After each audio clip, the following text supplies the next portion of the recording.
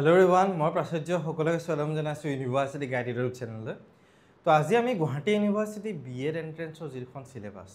So সেই সিলেবাসখনৰ বিষয়ে discuss কৰিম। সো সকলোকে আকৌ এবাৰ স্বাগতম জনাইছোঁ, নতুনকৈ যদি আহিছে চেনেলটো সাবস্ক্ৰাইব কৰি দিবা। আৰু এটা বস্তু মই ৰিকমেণ্ড কৰিব বিচাৰিছোঁ, লাষ্ট ইয়াৰ মই বহুতখিনি ভিডিঅ' দিয়া আছে BEd এন্ট্ৰেন্সৰ কাৰণে। যদি তোমালোকে তলত স্ক্ৰল কৰি চাব পাৰা নহ'লে বা তোমালোকে প্লেলিষ্টত গৈ পেলাইও চাব পাৰিবাগে। তো তাত BEd এন্ট্ৰেন্সৰ আমাৰ বহুতখিনি গাইডেন্স ভিডিঅ' দিয়া আছে বা ইম্পৰ্টেণ্ট টপিকসমূহ কিছুমান আমি আলোচনা কৰি থৈ দিয়া আছে তাত, য'ত সৰু সৰু টপিকছ সৰু ভিডিঅ' যাতে পটককৈ তোমালোকে অলপ চাই দিলে বস্তুখিনি কেটচ কৰিব পাৰা। অলপমান চেঞ্জ কৰিছে এইবাৰ চিলেবাছখন ক'ব গ'লে লাষ্ট ইয়েৰতকৈ। তো লাষ্ট ইয়েৰ এই আগতে এই এথিক্সৰ এইকেইটা নাছিলে, এথিক্স ডাইৰেক্ট এনেকুৱাকৈ। তো যিহেতু নতুন এখন চিলেবাছ আমি দেখিছোঁ, তো বহুত অলপমানত কনফিউজ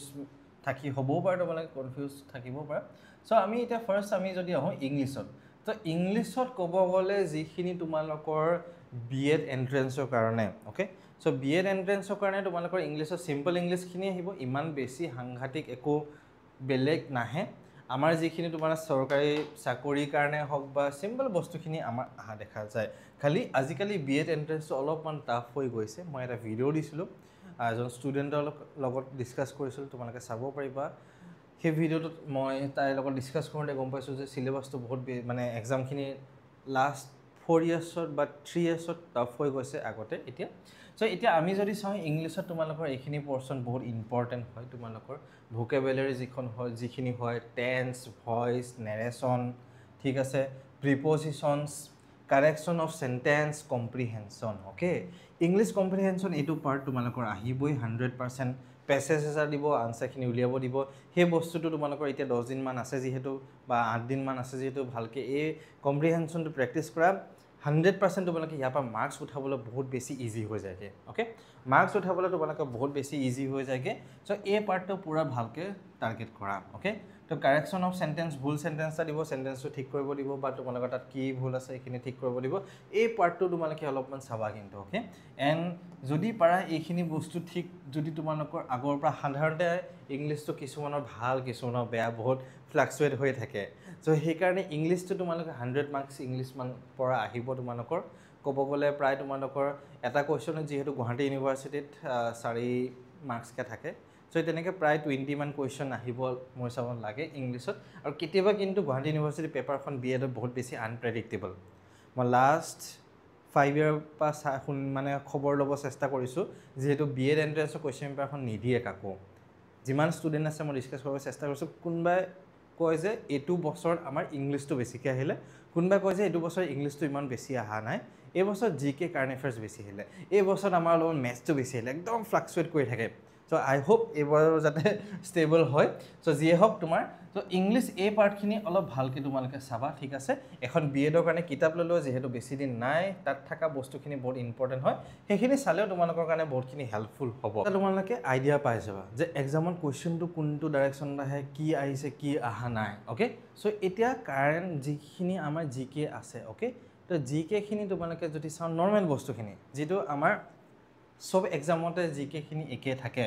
চ' হিষ্ট্ৰীৰ ওপৰত আহিলে বা অসমৰ হিষ্ট্ৰীৰ ওপৰত তোমালোকে চাব পাৰা, ইণ্ডিয়াৰ হিষ্ট্ৰীৰ ওপৰত চাবা, ইণ্ডিয়া পলিটি, তাৰপিছত জেনেৰেল ছায়েন্সৰ ওপৰত কুৱেশ্যন আহে। কিন্তু জেনেৰেল ছায়েন্সৰ ওপৰত কুৱেশ্যনখিনি অলপমান তোমালোকে মোৰ হিচাপত মই ছাজেষ্ট কৰিম যে বুকখন অলপমান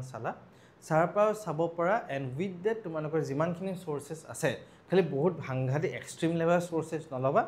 2-এটামান চ'ৰ্চ তোমালোকে ঠিক কৰি লোৱা যে এইকেইটা চ'ৰ্চৰ পৰা মই বস্তুখিনি চাম, এইকেইটা চ'ৰ্চৰ পৰা মই বস্তুখিনি ঠিক কৰিম। তাতকৈ সাংঘাতিক বেলেগ এটা চ'ৰ্চত গুচি নাযাবাগে।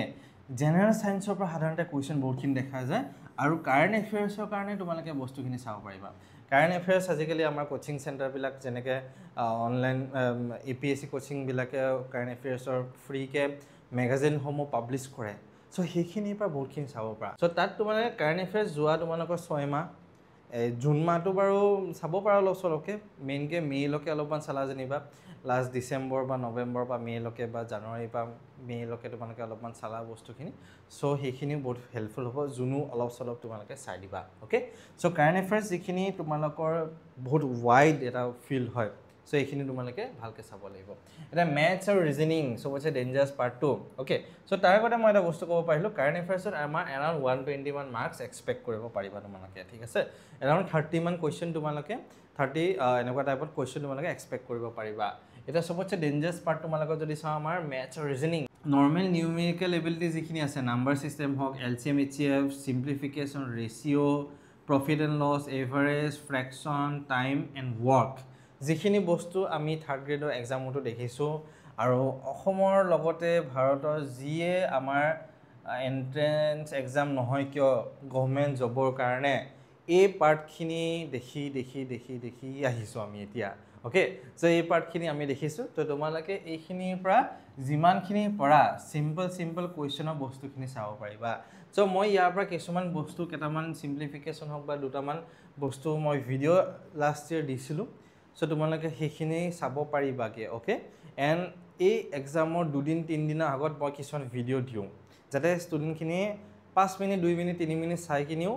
এটা কুৱেশ্যন অলপমান শিকি যাব পাৰে চ' সেই তেনেকুৱা টাইপতে আমি দিব চেষ্টা কৰোঁ দুটামান চ' সেইখিনিও তোমালোকে এই কেইদিনত পাই যাবাগৈ অ'কে এই 2-3 দিন পৰীক্ষা আগে একদম পাই যাবা যাতে মানে এক্সামৰ আগত চাই ল'লে ফটককৈ আমাৰ এক্সামত বস্তুখিনি কৰিব পাৰোঁ অ'কে চ' সেইখিনি তোমালোকে এবাৰ চাই ল'বা এণ্ড তাৰপিছত যদি আমি চাওঁ এতিয়া ইয়াৰ পৰা আমাৰ ব্লাড ৰিলেশ্যনৰ যিখিনি পাৰ্ট আছে বহুত ইম্পৰ্টেণ্ট ব্লাড ৰিলেশ্যনৰ পাৰ্টটো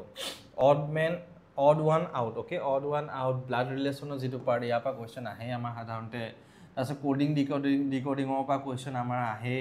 তাৰপিছত ফিগাৰ মেটচিংটো ইজি হ'ব ফিগাৰ ছিৰিজটো কিউব তাৰপিছত এতিয়া মিচিং নাম্বাৰ ছিৰিজৰ পৰা কুৱেশ্যন সাধাৰণতে আহে তোমাৰ এনালগিৰ পৰা কুৱেশ্যন আহে তো সেইখিনি পাৰ্ট তোমালোকে চাব পাৰিবাকে অ'কে এলফাবেট ছিৰিজৰ পৰা আহিব পাৰে চ' আমাৰ সাধাৰণতে দেখোঁ যে ব্লাড ৰিলেশ্যন কোডিং ডিক'ডিঙৰ পৰা কুৱেশ্যন বেছিকৈ অহা দেখা যায় নাম্বাৰ ছিৰিজৰ পৰা অলপ চলপ আহে তেনেকুৱাকৈ চ' এইখিনি তোমালোকে অলপ ভালকৈ চোৱা অ'কে দেন আমি নেক্সট পাৰ্টটো যদি চাওঁ আমাৰ পাৰ্ট নাম্বাৰ ডি আছে ডিটো যদি আমি এতিয়া নেক্সট চাওঁ এণ্ড অলৰেডি এই যিখন চিলেবাছ আছে আমাৰ হোৱাটছএপ গ্ৰুপততো অলৰেডি শ্বেয়াৰ কৰা গৈছে যিকেইজন হোৱাটছএপ গ্ৰুপত জইন হৈ আছে তো তোমালোকে অলৰেডি এই চিলেবাছটো পাইছাই অ'কে এণ্ড যিকেইজনে জইন হোৱা নাই তোমালোকে জইন কৰিব পাৰা মই যিমানখিনি পাৰোঁ তোমালোকক শ্বৰ্ট নোটছৰ পৰা আদি কৰি চিলেবাছ এইখন অলৰেডি দিছোঁ এইখিনি বস্তু অলৰেডি দিয়া গৈছে চ' এইখিনি বস্তু তোমালোকে পাই থাকিবা time to time okay so' current Indian এডুকেশ্যনৰ বিষয়ে তোমালোকে চাবা ইয়াৰ পৰা কুৱেশ্যন কিন্তু আহে 100% কুৱেশ্যন ইয়াৰ পৰা ধুনীয়াকৈ আহিব তোমালোকে ৰাইট টু এডুকেশ্যন লখন কেতিয়া পাছ কৰিছিলা ৰাইট টু এডুকেশ্যন তোমালোকৰ কি হয় এইখিনি ডিটেইলছৰ ওপৰত NEP বিষয় কিন্তু আহিয়ে আছে লাষ্ট NEP ৰিলিজ হোৱাৰ পিছত 2020 পিছত NEP বিষয় কুৱেশ্যন আহিয়ে আছে এতিয়া আহিব লগা এতিয়া NEP চেয়াৰমেন কোন আছিলে এইখিনি ইজি কুৱেশ্যনখিনি আহিলে এতিয়া একদম অলপমান টাফ কুৱেশ্যন আহিব NEP ডিটেইলছখিনি অলপমান বস্তুটো উলিয়াই চাই ল'বা অ'কে তাৰপিছত তোমালোকৰ ইউনিভাৰ্চেলাইজেশ্যন অফ এলিমেণ্টেৰী এডুকেশ্যনৰ বিষয়ে কুৱেশ্যন আমাৰ আহে কিন্তু ইয়াত BEd এণ্ট্ৰেঞ্চত তাৰপিছত SSA ওপৰতো আহে তোমালোকৰ RMSA কুৱেশ্যন ডেফিনেটলি পাবা ছেকেণ্ডেৰী এডুকেশ্যন এই টপিককেইটা ইছ্যু এণ্ড পলিচিছ কি পলিচিছ আহিলে কি অহা নাই আপডেটখিনি চ' এইখিনি বিষয় তোমালোকৰ আহিব কিন্তু এক্সামত অ'কে চ' এই বস্তুখিনি তোমালোকে চাবা তাৰপিছত এথিক্স এণ্ড টিচিং এপ্টিটিউড এইখিনি বিষয় তোমালোকে চাবা 40 মান মাৰ্কছ তোমালোকে আহিব প্ৰায় 10টামান কুৱেশ্যন তোমালোকে ইয়াত পাবা অ'কে প্ৰায় 10টামান কুৱেশ্যন তোমালোকে ইয়াত পাবা 40 মান মাৰ্কছ তোমালোকৰ ইয়াত আহিব পাৰে চ' এইখিনি চাই তোমালোকে ক্লিয়াৰ কৰি ল'বা বস্তুখিনি এণ্ড ভালকৈ প্ৰিপেয়াৰ কৰা যিহেতু টাইম আছে এণ্ড টাইম নাইও যদি ভালকৈ প্ৰিপেয়াৰ কৰা টাইম অলপমান দিখিনি চ' ডেফিনেটলি তোমালোকে ক্ৰেক কৰিব পাৰিবা এতিয়া এটা পইণ্ট মই ইয়াতে কৈ দিছোঁ যে কাট অফ কিমান কি যায় ঠিক আছে কাট অফ কিমান কি যায় তোমালোকৰ তো কাট অফ যদি মই এবাৰ কৈ দিওঁ চ' কাট অফ আমাৰ ক'ব গ'লে গভৰ্ণমেণ্টত পাব গ'লে এৰাউণ্ড জেনেৰেলৰ কাৰণে আমি দেখি আছোঁ যে 250 মান প্লাছ গ'লে ভাল জেনেৰেলৰ কাৰণে 250 মান প্লাছ গ'লে জেনেৰেল চিটটো গ্ৰেপ কৰিব পাৰিবা তোমালোকে এখন গভৰ্ণমেণ্ট কলেজত অ'কে গভৰ্ণমেণ্ট কলেজত ঠিক আছে গভৰ্ণমেণ্ট কলেজত তো প্ৰায় তোমালোকৰ একদম লোৱেষ্টটো মই কৈছোঁ 250 মানৰ ওপৰত থাকিবই লাগিব 260 মান হ'লে ভাল আৰু বা 270 ৰিয়েলি গুড ডেফিনেটলি 100% তুমি পাবাই কাৰণ গভৰ্ণমেণ্ট কলেজ কম আছে প্ৰথম কথা দ্বিতীয় কথাটো হ'ল গভৰ্ণমেণ্ট কলেজত আমাৰ যিখিনি টিচাৰ মানে চাকৰি কৰি থকা টিচাৰসকলৰ কাৰণে চিট ৰিজাৰ্ভ থাকে এক্সট্ৰাকৈ চ' নিউ ফ্ৰেছ ষ্টুডেণ্টৰ কাৰণে অলপমান টান হৈ যায়গৈ অ'কে এণ্ড বাকী ৰিজাৰ্ভেশ্যন যাৰ যাৰ আছে ST SC OBC চ' এৰাউণ্ড তোমালোকৰ 230 220 সেইটো ৰেঞ্জত ৰিজাৰ্ভেশ্যন যাৰ যাৰ আছে 200+ বা তোমালোকে যদি 251 টাৰ্গেট কৰিছা তেতিয়াহ'লে 200+ বা 230 220+ যাব অ'কে চ' সেইখিনি ফ্লাকচুৱেট হৈ থাকে it's and every year question পেপাৰৰ ওপৰত ডিপেণ্ড হৈ পেলাই ফ্লাকচুৱেট হৈ থাকে আৰু বাকী এখন যদি তোমালোকে ভাল প্ৰাইভেট কলেজত ল'ব বিচাৰিছা তেতিয়াহ'লে তোমালোকৰ 200 ওচৰে পাজৰে থাকিলে ভাল 180 190 সেইটো ৰেঞ্জত 170+ বা এনেকৈ এই 200ৰ আশে পাশে থাকিলে এখন ভাল প্ৰাইভেট কলেজত তোমালোকে কৰিব পাৰিবা আৰু BEdটো এখন কলেজত কৰিলে হ'ল খালি গভৰ্ণমেণ্টত কৰিলে এটা ভাল যে ফিজটো বহুত বেছি কম হয় ফিজটো এতিয়া প্ৰায় গভৰ্ণমেণ্টত আৰু প্ৰাইভেটতকৈ সাংঘাতিক ডিফাৰেঞ্চ হয় প্ৰাইভেটত এতিয়া 85 90 80 সেই 80,000 95,000 80,000 85,000 সেই ৰেঞ্জত চলি আছে এতিয়া গভৰ্ণমেণ্টৰ হ'লে 15,000 20,000 সেই ৰেঞ্জত আহি যায়গৈ চ' এটা মানে 5 গুণ 4 গুণ ডিফাৰেঞ্চ আহি যায়গৈ চ' সেইকাৰণে যিমান পৰা তোমালোকে চোৱা ভালকৈ সেইকেইদিন প্ৰিপেয়াৰ কৰিবলৈ ইমানো সাংঘাতিক টান নহয় খালি কম্পিটিশ্যন বাঢ়াৰ মানে চিট পোৱাটো দিগদাৰ হৈ যায়গৈ এতিয়া আজিকালি এতিয়া মাষ্টাৰ্ছ কৰাৰ পিছত BEd কৰেই মানুহে বা ডিগ্ৰী কৰাৰ পিছত BEd কৰেই কাৰণ এতিয়া এইবাৰ টেটতো বহুতখিনি চাকৰি ওলাইছে বা বড়োলেণ্ড টেটতো বহুতকেইজনে পাইছে চ' এইবাৰ টেটতো বা আপকামিং ডেজতো টেট আহিব চ' টিচাৰৰ মানে বহুত ৰিকুৱাৰমেণ্ট আমাৰ ছ'চাইটিত বা আমাৰ অসমত হৈ আছে এতিয়া চ' সেইকাৰণে তোমালোকে BEdটো কৰি যিহেতু ডিগ্ৰী লাগিব আৰু এটা বস্তু শুনি আছোঁ নাজানো কিমানখিনিলৈকে অহা বছৰৰ পৰা মাষ্টাৰ্ছ ডিগ্ৰী যাৰ যাৰ আছে চ' সেইসকলৰ আৰু যোনে যোনে 4 বছৰ ডিগ্ৰী কমপ্লিট কৰিছে কাৰণ অহা বছৰলৈ 4 বছৰ যিটো ডিগ্ৰী পলিচি সেই ডিগ্ৰী পলিচি কমপ্লিট হৈ যাবগৈ ষ্টুডেণ্টখিনি সেইকাৰণে BEdটো 1 year কৰি দিবগৈ যোনে যোনে 4 year ডিগ্ৰী পঢ়িছে বা মাষ্টাৰ্ছ কৰি পেলাই চ' সেই ষ্টুডেণ্টৰ কাৰণে 1 year ডিগ্ৰী মানে BEd হ'বগৈ চ' এটা খবৰ আহিছে এতিয়ালৈ ইমপ্লিমেণ্ট হোৱা নাই যিহেতু মই 100% নকওঁ চ' এইখিনি বিষয়ে আপকামিং ডেজত ইনফৰ্মেশ্যন আহিলে মই ডেফিনেটলি জনাই দিম বাৰু